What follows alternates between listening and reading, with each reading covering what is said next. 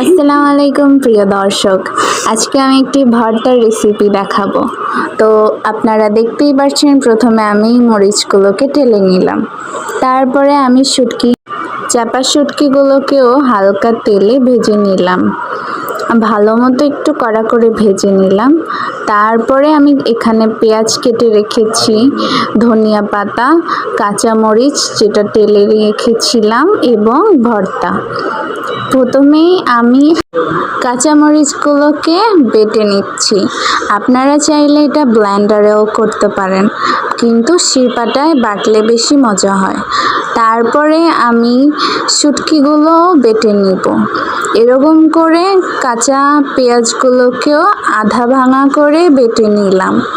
এবার সবগুলোকে হালকা লবণ দিয়ে মিক্স করে নিলেই রেডি হয়ে যাবে আমাদের শুটকি ভর্তা। কাঁচামরিচ দিয়ে এই শুটকি ভর্তাটা কিন্তু খুব মজা হয়েছে, আমি খেয়ে দেখেছি। আপনারাও ট্রাই করবেন বাসায় এবং পরিবারকেও খাওয়াবেন।